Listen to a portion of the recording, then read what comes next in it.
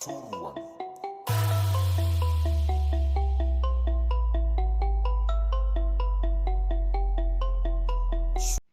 1.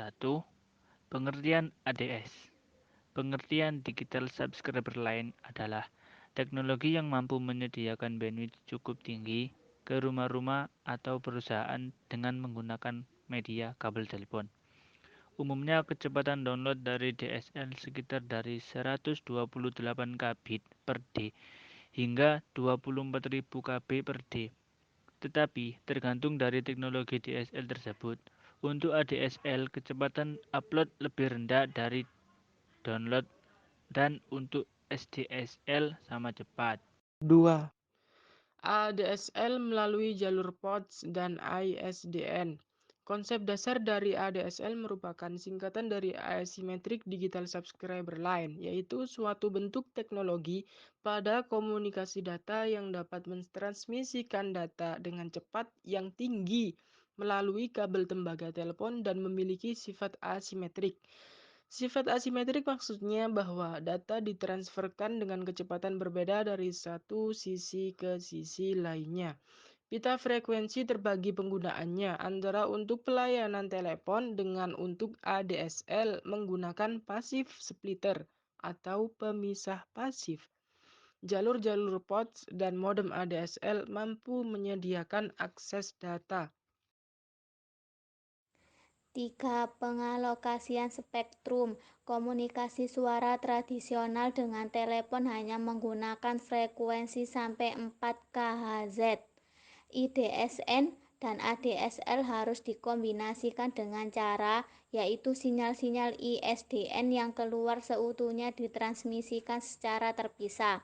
Selain itu, keterbatasan dari teknis ini juga harus diatasi dengan sistem yang memanfaatkan lebar pita guna mencapai hasil yang efektif dan handal. Secara konvensial, masalah seperti ini memiliki risiko tersendiri untuk ADSL. Filter yang dirancang secara khusus dapat secara efektif menghilangkan gangguan ini tanpa terjadi distorsi yang berarti antara masing-masing sinyal.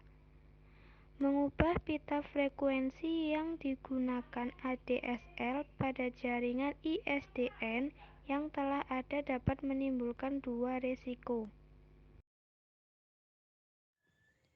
Meningkatkan ADSL ke frekuensi yang lebih tinggi menyebabkan upstream ISDN ADSL mentransmisikan sinyal pada frekuensi 170 sampai 250 Kz.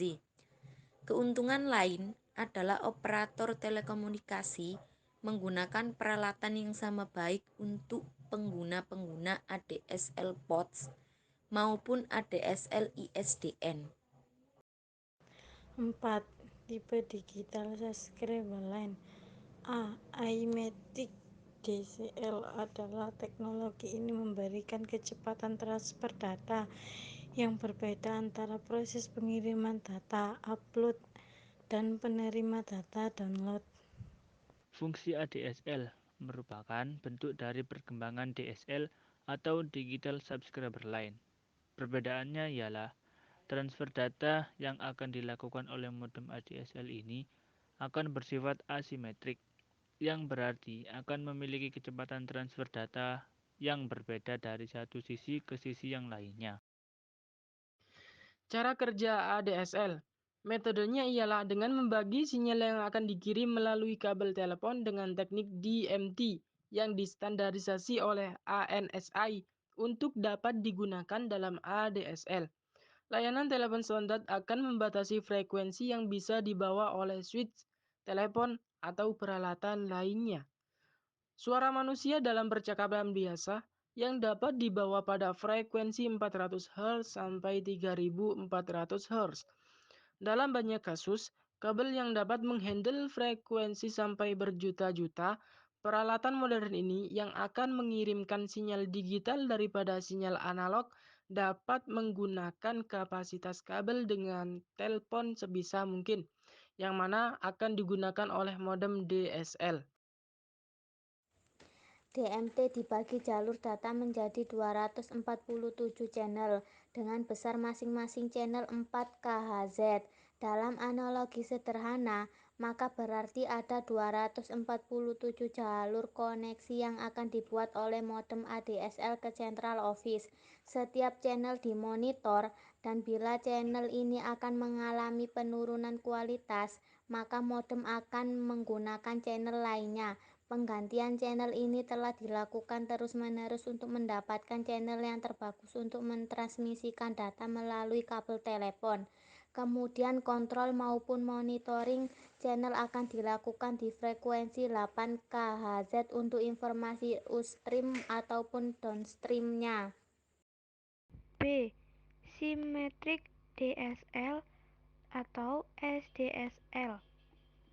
Symmetric DSL atau SDSL adalah layanan akses internet kecepatan tinggi dengan pencocokan upstream dan downstream kecepatan data.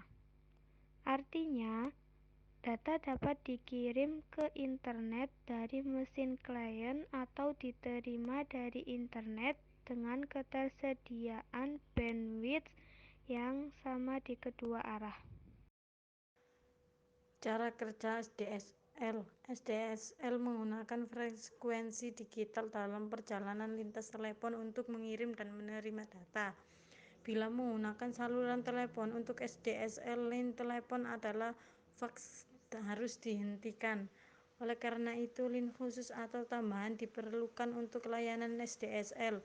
Ini berada dalam ADSL yang menyisakan ruang untuk kedua peralatan telepon analog standar dan sinyal digital, sehingga seseorang dapat berbicara di telepon atau menggunakan mesin fax saat online. Kekurangan SDSL. 1.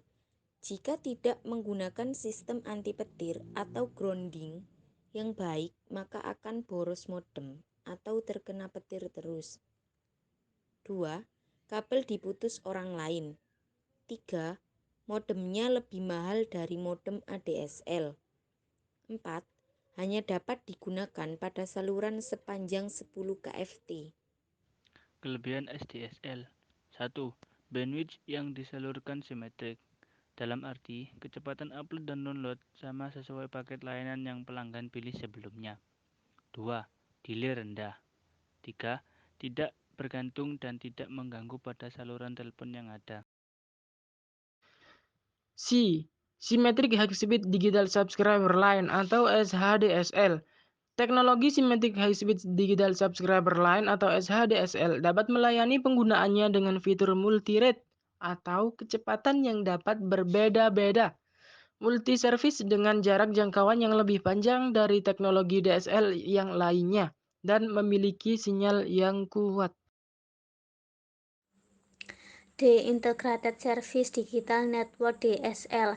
Teknologi Integrated Service Digital Network DSL atau IDSL merupakan perpaduan fitur antara teknologi ISDN dengan DSL. Seperti halnya ISDN, IDSL juga menggunakan kabel untuk mentransmisikan data secara full duplik dengan kecepatan hingga 144 kmph. E.